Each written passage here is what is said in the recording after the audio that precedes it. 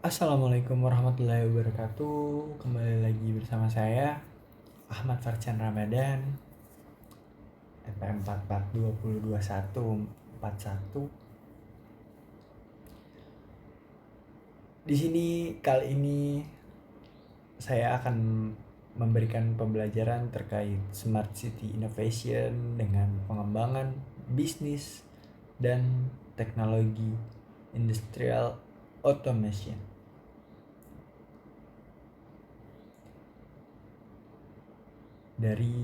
Tentunya dari mata kuliah manajemen strategi dan dosen yang sama, yaitu Haris Suwantoro STMBA. Saya membahas topik ini karena banyak inovasi-inovasi, banyak yang menggunakan terkait teknologi industrial automation. Apa-apa sekarang otomatis, apa-apa sekarang robot dan robot. Apa-apa sekarang dengan Smart City Innovation, mengembangkan bisnis dan segala macam. Oleh karena itu, saya mengambil topik ini dengan Smart City Innovation dengan pengembangan bisnis dan teknologi industrial automation. Yaitu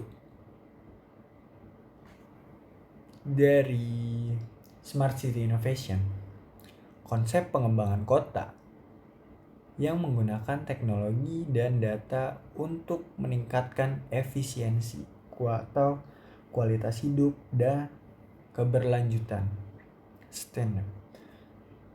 Menggunakan teknologi informasi untuk menjalankan roda kehidupan kita yang lebih efisien. Kota cerdas adalah kota yang menggunakan prinsip-prinsip smart living, smart government, smart economy, smart environment, smart mobility, dan yang juga tak kalah penting adalah smart people.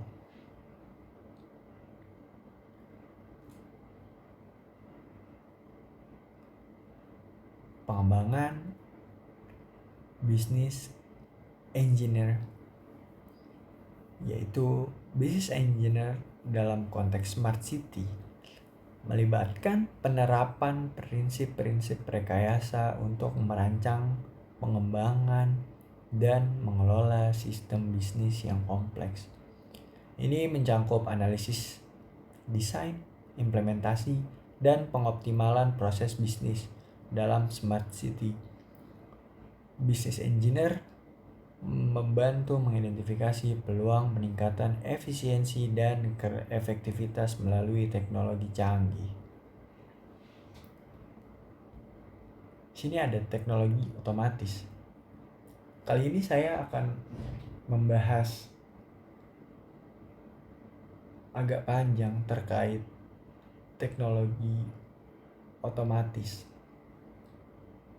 Karena saat ini sedang ramai soal teknologi otomatis, AI, ada juga IoT, Internet of Things, dan juga cloud. Mungkin saya agak panjang terkait soal tiga tersebut.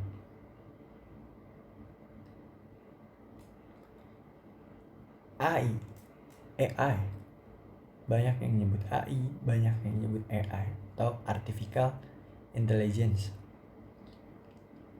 Artificial Intelligence atau AI adalah kecerdasan buatan seperti kepanjangan AI, yaitu Artificial Intelligence.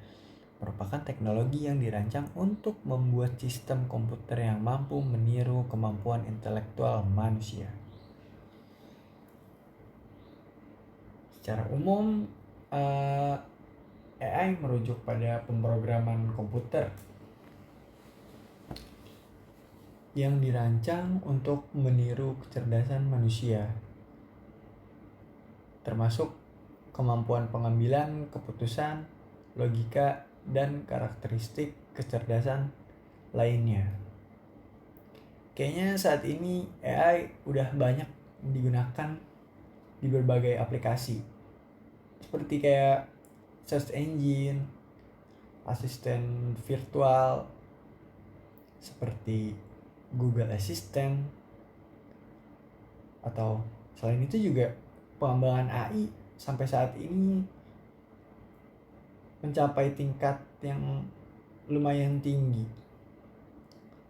Salah satunya adalah penggunaan dalam kendaraan otonom atau self-drive yang memungkinkan kendaraan melaju dengan sendirinya tanpa campur tangan manusia,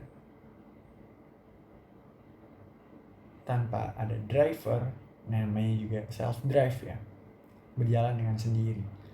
Selain penggunaan tersebut, AI juga memiliki potensi besar untuk memajukan bidang-bidang lain seperti bidang pendidikan, kesehatan, ketahanan pangan, dan reformasi birokrasi. Seperti kayak di dunia pendidikan, penggunaan AI dapat membantu pelajar dalam mengontrol dan memantau pembelajaran mereka sendiri, memungkinkan mereka untuk hidup dan bekerja dengan baik serta mandiri di masa depan. Selain itu, AI di masa depan akan mengarah ke prescient learning kalau menurut saya. Nantinya pembelajaran tidak hanya memperhitungkan aspek kognitif, afektif, dan psikomotorik siswa, namun juga menghitungkan behavior atau kebiasaan siswa sehari-hari. Ada juga kayak menurut saya di bidang kesehatan, inovasi teknologi AI ini untuk mempercepat waktu pelayanan, memperluas jangkauan, dan penurunan biaya kesehatan. AI juga di bidang kesehatan memungkinkan untuk pasien dapat pelayanan kesehatan tanpa harus mengunjungi langsung pusat kesehatan dokter. Contohnya bukan iklan ya, Halodoc. Nanti kita bisa bertemu melalui via suara atau via chat, dan nantinya kita dapat berkonsultasi dengan dokter di aplikasi tersebut, kemudian dapat rekomendasi obat, dan obatnya akan diantarkan oleh aplikasi terkait atau mitra terkait. AI juga dalam bidang ketahanan pangan ada juga. AI di ketahanan pangan dapat dimanfaatkan untuk berbagai keperluan. Salah satunya ya penggunaan adalah citra satelit untuk mengidentifikasi wilayah yang sudah terjangkau oleh listrik dan wilayah yang belum terjangkau. AI juga dapat digunakan untuk mengidentifikasi jenis tanaman yang ditanam di suatu wilayah, memprediksi hasil panen. Ya kurang lebih seperti itulah dalam bidang ketahanan pangan.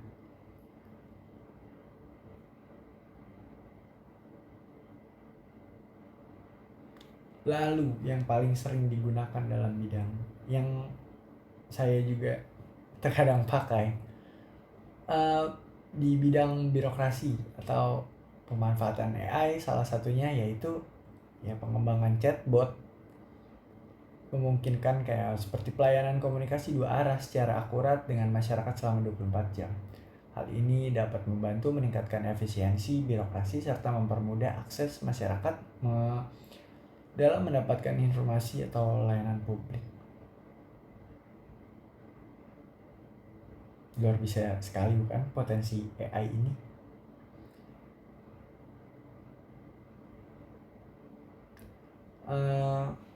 Tentunya kalian harus mempelajari lebih lanjut tentang teknologi AI ini agar bisa memanfaatkan dalam kegiatan sehari-hari seperti belajar, bekerja, berkomunikasi, dan lain-lainnya. Namun jangan disalahgunakan juga, karena menurut saya AI ini amat sangat bermanfaat untuk kegiatan positif. Selanjutnya ada cloud.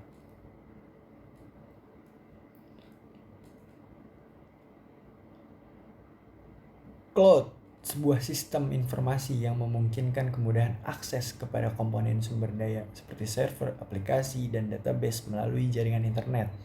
Dengan menggunakan sistem ini, sumber daya akan disimpan dan dikelola di pusat data yang terhubung dengan internet. Ya, untuk skala perusahaan, mereka dapat mengaksesnya dari mana saja dan kapan saja dengan mudah melalui aplikasi atau situs. Ya, kurang lebih seperti itu penggunaan cloud. User juga tidak perlu memiliki infrastruktur cloud sendiri. Mereka bisa mengelola dan memantau server yang disediakan oleh penyedia layanan cloud. Dalam penggunaan cloud ini, ternyata dibagi lagi menjadi dua jenis, yaitu ada public cloud dan private cloud.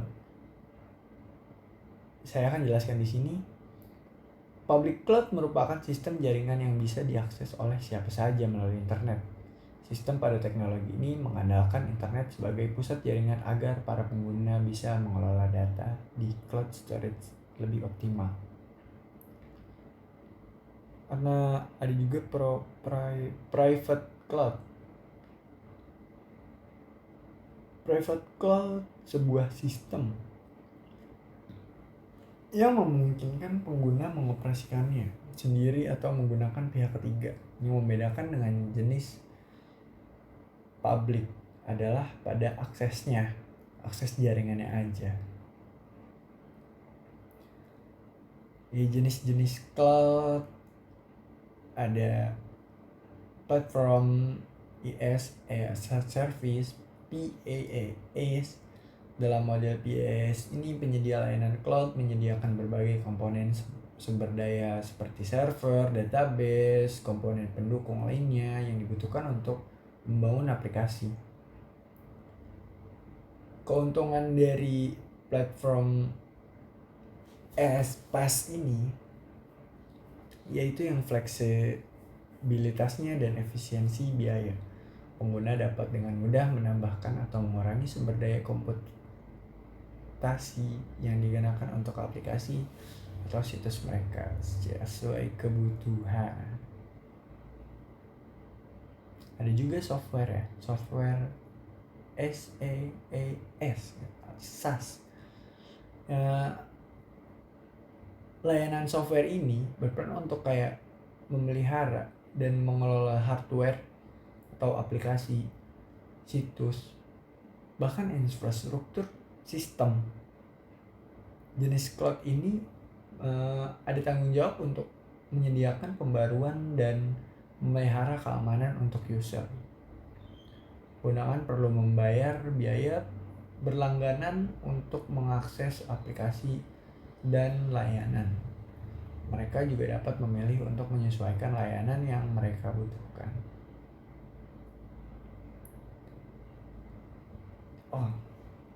Saya akan menjelaskan cara kerja cloud. Cara kerja cloud ini memiliki cara kerja dengan menggunakan teknologi internet. Data dan aplikasi yang dibutuhkan seorang pengguna atau perusahaan akan diunggah ke server cloud melalui jaringan internet. Server cloud terletak di pusat data, sudah dilindungi dengan sistem keamanan seperti enkripsi atau firewalling. Keamanan server ini menjadi sangat penting untuk menjaga kerahasiaan, integritas, dan ketersediaan data yang tersimpan di sebuah jaringan. Setelah data diproses dan diunggah ke server cloud, data tersebut akan diolah menggunakan sumber daya komputasi yang tersedia pada sistem cloud. Data yang sudah diolah akan bisa diakses oleh pengguna melalui gadgeting yang terhubung dengan internet. Kemudian hasil pengolahan tersebut akan dikirimkan kembali ke user untuk kemudian diakses oleh user. Kurang lebih seperti itu cloud ini. Next yaitu ada Internet of Things. atau IoT. IoT ini adalah sebuah konsep yang terhubung dengan perangkat sebagai media komunikasi berbasis internet. Dengan adanya IoT, seorang user dapat saling terhubung dan berkomunikasi untuk melakukan aktivitas tertentu, mencari, mengolah, dan mengirimkan informasi secara otomatis. Jadi, jika membicarakan IoT ini, konsep sepintas hampir serupa dengan M2M atau mesin to mesin. Tapi sebenarnya kedua konsep ini memiliki perbedaan dari segi skala lingkup penggunaannya. Cara kerja IoT pada dasarnya beroperasi dengan cara menghubungkan berbagai jenis perangkat seperti software, hardware, internet. Ada 3 komponen yang berperan penting dalam proses pekerjaan IoT itu, yaitu sensor, gateway, dan cloud salah satunya. Sensor yang digunakan pada konsep IoT ini dapat berupa sensor gerakan, sensor cahaya, dan jenis sensor lainnya. Tujuannya yaitu untuk penggunaan komponen untuk mengumpulkan data dari objek-objek fisik yang terhubung dengan jaringan internet. Setelah sensor berhasil mengumpulkan data tersebut, komponen gateway berfungsi untuk mentransmisikan data itu ke cloud atau internet yang terhubung. Gateway di sini juga dapat memproses serta melakukan tindakan otomatis terhadap data yang ada, seperti mematikan atau menyalakan perangkat yang terhubung. AI juga dapat membantu IoT untuk mengoptimalkan fungsi perangkat. Kemudian data yang sudah ditransmisikan tersebut dikirimkan ke server cloud yang sudah terkoneksi dengan internet, juga dapat memberikan layanan dan aplikasi yang diperlukan untuk mengelola IoT. Dengan begitu, user bisa langsung memberikan perintah kepada sebuah perangkat untuk melakukan sesuatu dengan mengakses data dari cloud. Kurang lebih seperti itu pembahasan kali ini mengenai otomatis ini. Ya, tadi sudah dibahas soal AI, cloud, dan IoT juga. Kurang lebih seperti itu soal teknologi automation, kurang lebihnya mohon maaf. Assalamualaikum warahmatullahi wabarakatuh. Bye-bye.